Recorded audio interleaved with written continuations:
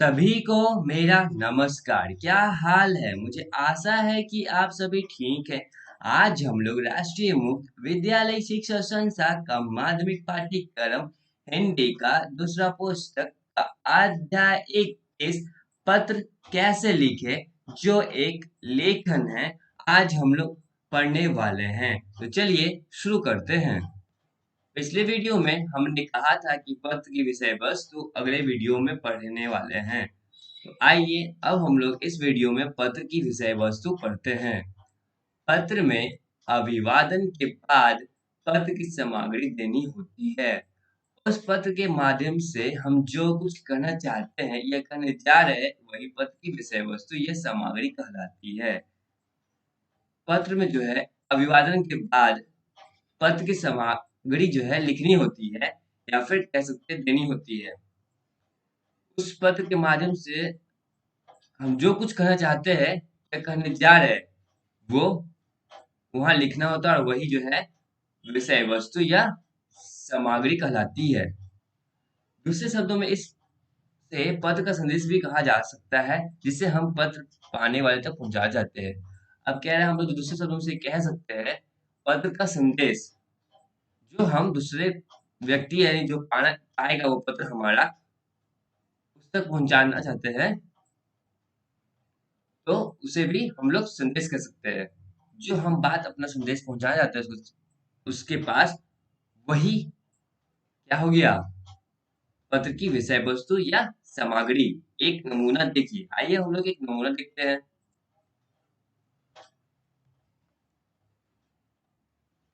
प्रिय बेटी संयुक्ता, पता दिनांक स्नेह।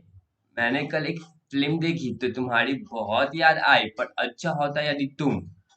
एक नमूना हो गया। अब है औपचारिक पत्रों में जहां अभिवादन वाले शब्दों का प्रयोग नहीं किया जाता, वहां पत्र का संदेश संबोधन के बाद ही प्रारंभ हो जाता है। जैसे अब बोल रहा है कि औपचारिक पत्रों में जहां जो है अभिवादन वाला शब्द जो है प्रयोग नहीं होता है, तो वहां जो है पत्र का संदेश जो है संबोधन के तुरंत बाद ही प्रारंभ हो जाता है। अब जैसे इसका भी एक नमूना दिया गया है। महोदय अनायस को पत्र, पता दिनांक विषय। पत्र की सामग्री के संबंध में कुछ बातों का ध्यान रखना आवश्यक है। अब पत्र की जो सामग्री है उसके संबंध में हम लोगों को कुछ और बातों का ध्यान रखना जो है जरूरी है। अब उनके बारे में हम लोग पढ़ने वाले हैं। यदि पत्र पहली बार लिखा जा रहा है तो संदेश का आज से पहले अनुच्छेद में ही स्पष्ट कर दे। अगर पत्र जो है पहली बार लिखा जा रहा है तो संदेश का जो आज से है वो पहले अनुच्छेद में ही स्पष्ट कर देना चाहिए।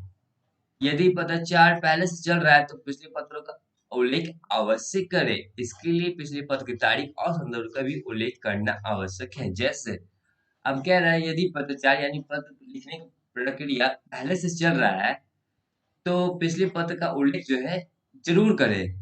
इसके लिए जो है पिछले पत्र की तारीख के संदर्भ में भी उल्लेख करना जो है जरूरी होता है। जैसे कि एक नमूना दिया जा रहा है, आपका दिनांक 24/10/2003 का पत्र मिला। इस संदर्भ में आपको सूचित किया जाता है। ये एक नमूना हो गया। यदि कोई सरकारी पत्र हो तो पत्र संख्या तथा दिनांक का उल्लेख अवश्य करें। जैसे अगर कह रहा है कि कोई अगर सरकारी पत्र हो तो पत्र संख्या और दिनांक का यानी तारीख का जो उल्लेख है अवश्य करें। जैसे आपके पत्र ई स ई एच 13/2/1957 दिनांक 26/12/2 के संदर्भ में आपको सूचित किया जाता है कि अब ये एक नमूना हो गया।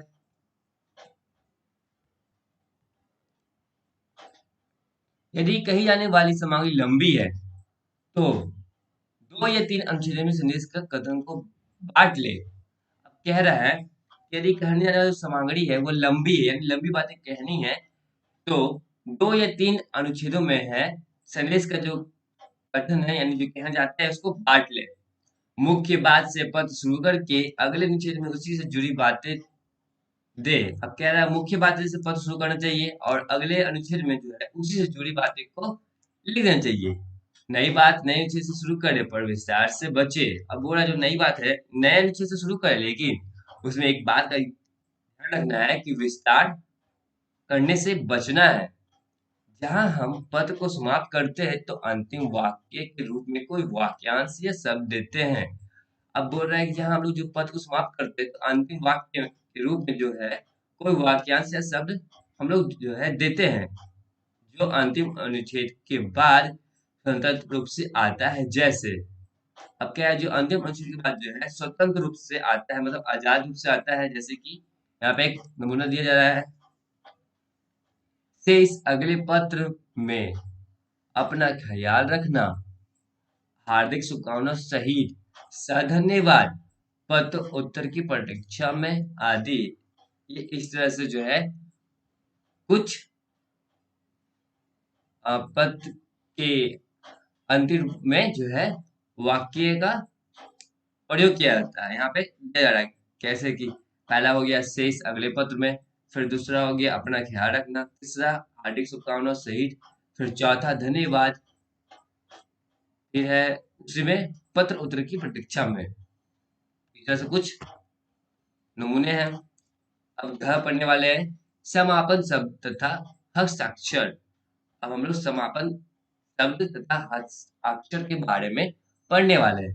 पत्र में जब संदेश कथन समाप्त हो जाता है तब हम अपना नाम लिखने से पहले समापन शब्द का प्रयोग करते हैं। आपका बेटा, आपका आज्ञाकारी शिष्य, भवदिया, आपकी, तुम्हारी, तुम्हारा मित्र, ये सब समापन शब्द है। अब कह रहा है कि पत्र में जब संदेश कथन यानी जो संदेश कहना चाहते हैं या लिखना चाहते हैं वो समाप्त हो चुका होता है, तो हम लोगों को अपना नाम लिखने से पहले जो है समापन शब्द का प्रयोग करते हैं।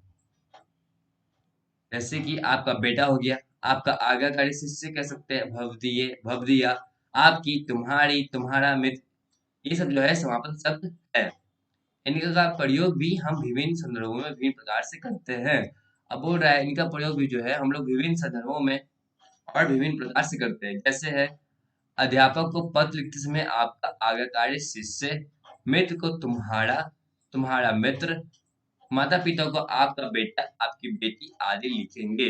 अब बोल रहा है कि क्या है उदाहरण में कि अध्यापक को पत्र लिखने में लिखना होता है आपका आज्ञाकारी शिष्य, मित्र को लिखने समय तुम्हारा या फिर तुम्हारा मित्र, माता पिता को लिखते समय बोलेंगे आपका बेटा, आपकी बेटी आदि, ये सब लिखेंगे। बड़े व्यक्ति अपने से छोटों के लिए शुभचिंतक, शुभेच्छुक आदि लिख सकते हैं। अगर बड़ा कोई व्यक्ति है वो अपने से छोटों के लिए पत्र लिख रहा है तो वो शुभचिंतक या शुभ इच्छुक लिख सकता है। किसी को निमंत्रण देना पर प्राय दर्शनाभिलाषी लिखा जाता है। अगर किसी को निमंत्रण देने जा रहे हो तो वहां पे जो है दर्शनाभिलाषी लिखा जाता है। औपचारिक पत्रों में सामान्यतः भव दिए लिखा जाता है। अगर जो औपचारिक पत्र लिखते हैं उसमें सामान्यतः यानी नॉर्मली भव दिए लिख सकते हैं। समापन शब्द हमेशा संदेश की समाप्ति के बाद नई पंक्ति में लिखा जाता है। ये जो समापन शब्द है हमेशा संदेश की समाप्ति के बाद नई पंक्ति में लिखा जाता है। मतलब अगर हम जो संदेश देना चाह रहे हैं, जो हम बातें कहना चाहते हैं वो खत्म हो जाती है जहाँ पे, तो सीधा एक नई पंक्ति में समाप्ति शब्द लिखना होता है। इसके बाद अल्प विराम या निर्देश चिन्ह लगाया जाता है। अब इसके बाद जो है हम लोग जो है लगाएंगे अल्प विराम या फिर निर्देश चिन्ह। कार्यालय संबंधी तथा व्यावसायिक पत्रों में भवदेय या आपका लिखते हैं। अब ये कार्यालय यानी ऑफिस में उस तरह जो संबंधी पत्र है उसमें व्यावसायिक पत्रों में जो है हम लोग भवदीय या फिर आपका लिखते हैं। आवेदन पत्र में भवदीय, प्रार्थी, विनती, विनीत, निवेदक आदि लिखा जा सकता है। अब बोल रहा है कि आवेदन पत्र में जो है हम लोग भवदीय, प्रार्थी, विनीत, निवेदक आदि लिख सकते हैं या लिखा ही जाता है।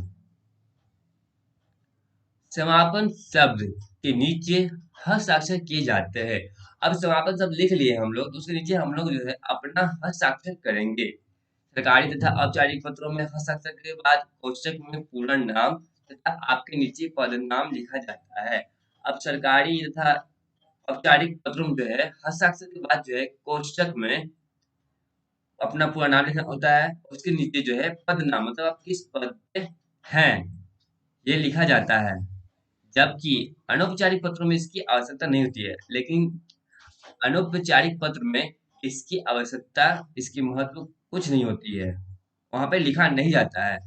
यहाँ ध्यान रखना चाहिए कि अनौपचारिक पत्रों में हम केवल अपना नाम लिखते हैं। अब इस बात का यहाँ ध्यान रखना होगा कि अनौपचारिक पत्र में हम लोग जो है अपना सिर्फ नाम लिखते हैं, जबकि औपचारिक पत्रों में पहले अपना हस्ताक्षर करते हैं, उसके बाद नीचे क्वेश्चन में अपना पूरा नाम तथा पदनाम लिखते हैं।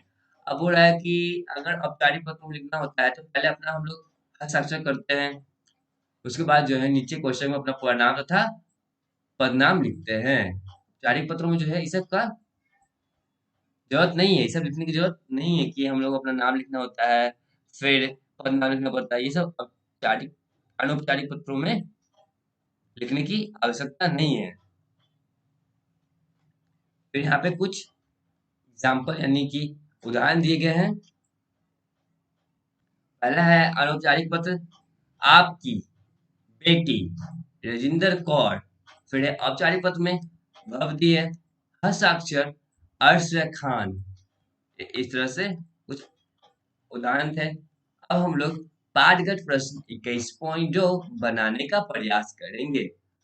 अब यहाँ पे हम लोग कुछ पत्रों के नमूने के बारे में पढ़ने वाले हैं। आपने घर में समय समय पर आए कुछ पत्र एकत्रित किए होंगे, उन्हें एक बार पढ़ कर देखिए।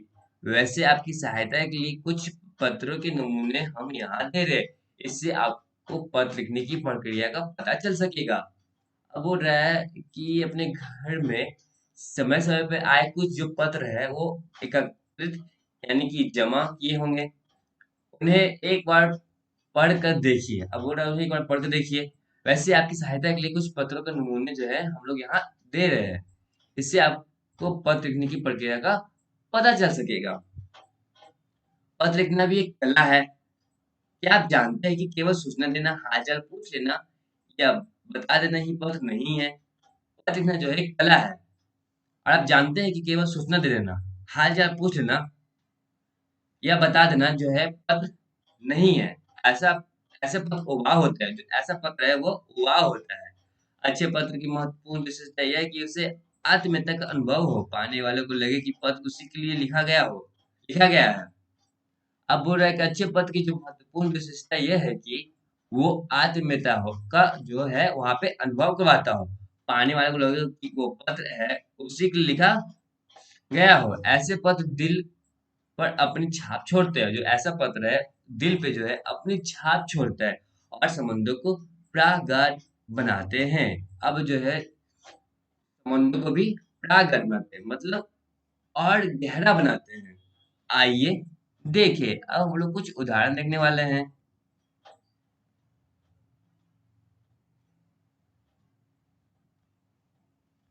अनौपचारिक पत्र, वीरगंज नेपाल, दिनांक 10/1/2012। प्रिय संजय, सप्रेम नमस्ते।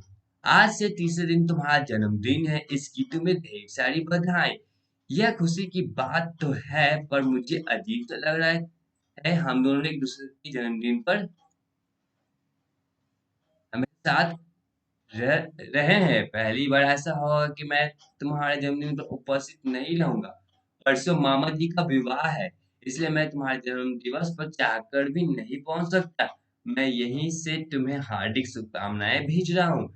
ऐसे शुभ दिन सैकड़ों बार आए और हर घड़ी तुम्हारे लिए नए उल्लास, नई उमंगे और नए आशाएं लिए हो। हार्दिक शुभकामनाओं सहित तुम्हारा अविन जॉनी।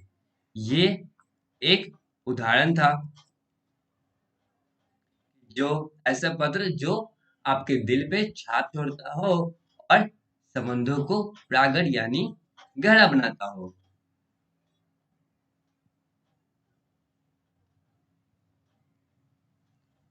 उपयुक्त पत्र में जॉनी ने अपने मित्र को जन्मदिन की बधाई भेजी है। अब जो है उपयुक्त पत्र यानी जो ऊपर दिया गया ये पत्र है, उसमें जॉनी नाम का जो लड़का है वो अपने मित्र को जन्मदिन की बधाई भेज रहा होता है। आपको सदा ध्यान रहे कि बधाई पत्र का प्रारंभ सदा खुशी भरे वाक्य से होना चाहिए और अंत शुभकामनाओं के साथ।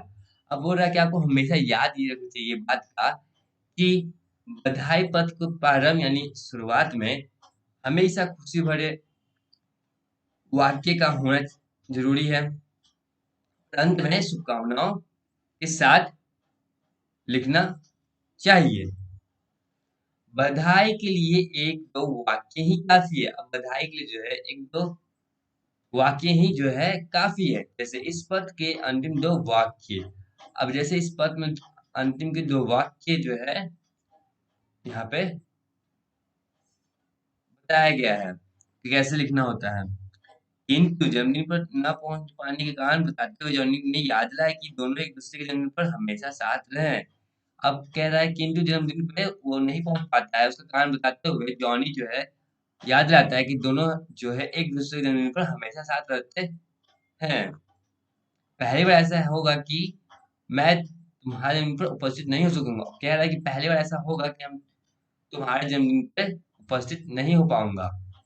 इन दोनों वाक्यों से दोनों मित्र स्नेह संबंधों की अंतरंगता व्यक्त हो रही है। अब बोल रहे हैं इन दोनों वाक्यों से जो है दोनों मित्रों के बीच में स्नेह संबंधों की अंतरंगता व्यक्त हो रही है।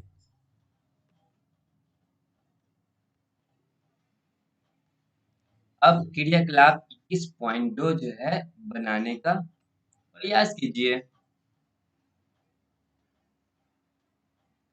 अब हम लोग पढ़ने वाले हैं औपचारिक पत्र। जिस प्रकार अंतर्गता अनौपचारिक पत्र का विशेष गुण है, उसी प्रकार संक्षिप्तता और स्पष्टता औपचारिक पत्र की विशेषता होती है। अब कह रहा है जिस प्रकार जो है अंतर्गता जो है अनौपचारिक पत्र का जो विशेष गुण है, उसी प्रकार जो है संक्षिप्तता और स्पष्टता जो है औपचारिक पत्रों की विशेषता होती है। आज के युग में विस्तृत विवरण पढ़ने की फुर्सत किसी अधिकारी या व्यवसायी को नहीं होती। अब कह रहा है आज के युग में जो है विस्तृत विवरण पढ़ने की जो है फुर्सत किसी अधिकारी या व्यवसायी को नहीं होती। इसलिए ऐसे औपचारिक पत्रों को लिखते समय बिना भूमिका बांधे सीधे विषय पे आ जाना चाहिए और अन्य स्पष्ट शब्दों में यह उल्लेख कर देना चाहिए कि आप चाहते क्या हैं। अब बोल रहे हैं ऐसे अब इसलिए ऐसे औपचारिक पत्रों में जो है लिखते समय बिना किसी भूमिका को बांधे हुए सीधे विषय पे आ जाना चाहिए। मतलब हम सीधे मुद्दे पे आके बात करनी चाहिए हम लोग कहना क्या चाह रहे हैं और अंत में स्पष्ट शब्दों में यह उल्लेख कर देना चाहिए कि आप चाहते क्या, मतलब चाह क्या रहे हैं ये उल्लेख कर देना चाहिए। उदाहरण के लिए निम्नलिखित पत्र को पढ़िए। अब जो बोल रहा है उदाहरण दे रहा है यहाँ पे एक निम्नलिखित पत्र यानी नीचे दिया गया एक पत्र है उसको पढ़ने के लिए बोल रहा है। शिकायती पत्र स्वास्थ्य अधिकारी से गंदगी की शिकायत। अब शिकायती पत्र है ये। अब इसमें जो है स्वास्थ्य अधिकारी से गंदगी की शिकायत कर रहा है। सचिव आवश्यक कल्याण समिति किदवई नगर कानपुर दिनांक 19/2/2012 सेवा में स्वास्थ्य अधिकारी कानपुर महानगर पालिका कानपुर। विषय गंदगी की समस्या। महोदय, बड़े खेद के साथ लिखना पड़ रहा है कि पिछले 10 दिनों से हमारी बस्ती में ढंग से सफाई नहीं हो रही है। स्थान स्थान पर कूड़े के ढेर पड़े हैं, नालियां बंद पड़ी हैं, सफाई कर्मचारी दिखाई ही नहीं पड़ते। यदि तुरंत इस समस्या को हल नहीं किया गया तो महामारी भी फैल सकती है। मैं किदवई नगर के सभी निवासियों की ओर से आपसे निवेदन कर रहा हूँ कि सफाई का विशेष प्रबंध तुरंत किया जाए। बबली हस्ताक्षर इरफान बेग। उक्त पत्र में आपने ध्यान दिया होगा कि श्री इरफान बेग आवश्यक कल्याण समिति के सचिव हैं। अब बोल रहा है कि ऊपर दिए गए पत्र में आप लोगों ने ध्यान दिया होगा कि श्री इरफान बेग जो है आवश्यक कल्याण समिति के सचिव हैं। ये यहाँ पे बताया गया है। हो सकता है कि इनके नाम से प्रकाशित शीर्ष पत्र लेटर हेड हो। अब कह रहा हो सकता है इनके नाम से जो है प्रकाशित शीर्ष पत्र यानी लेटर हेड हो। ऐसे स्थिति में उन्हें अपना नाम पता लिखने की आवश्यकता नहीं होगी। अब जहाँ पे जो है शीर्ष पत्र यानी लेटर हेड लिखा होता है वैसे स्थिति में जो अपना इन्हें नाम लिखने की आवश्यकता नहीं होती है। इस पत्र को भेजते समय एक विकल्प यह भी हो सकता है कि इरफान बेग अपना पता शासक नीचे लिखे। कह रहा है इस पत्र को भेजते समय एक विकल्प यह भी हो सकता है कि इरफान बेग जो है अपना पता और हस्ताक्षर नीचे लिखे। इस प्रकार के औपचारिक पत्रों में संबोधन से पूर्व ही विषय लिखना भी आवश्यक होता है। अब इस प्रकार जो है औपचारिक पत्रों में संबोधन से पहले ही विषय लिखना भी आवश्यक होता है, जिससे संबंध अधिकारी को पूरा पत्र पढ़े बिना ही पत्र का विषय समझ में आ जाए और वह शीघ्रता से कार्रवाई कर सके। अब जो है कह रहा है कि विषय लिखने से क्या चीज होता है कि संबंध के बारे में जिस संदर्भ आप लिखना चाहते हैं वो अधिकारी को पूरा पत्र पढ़े बिना ही पत्र का जो है विषय समझ में आ जाएगा और वो शीघ्र शीघ्र मतलब जितनी जल्दी हो सके वो कार्रवाई कर सकेगा। अब क्रियाकलाप 21.3 बनाने का प्रयास कीजिए। इस वीडियो में बस इतना ही। अगले वीडियो में व्यावसायिक पत्र के बारे में पढ़ने वाले हैं। तब तक के लिए इस अध्याय से सारे प्रश्नों का उत्तर बनाने का प्रयास करें और अगर कोई परेशानी हो तो टिप्पणी बॉक्स में हमारे साथ साझा करें। तब तक के लिए आप सभी का धन्यवाद।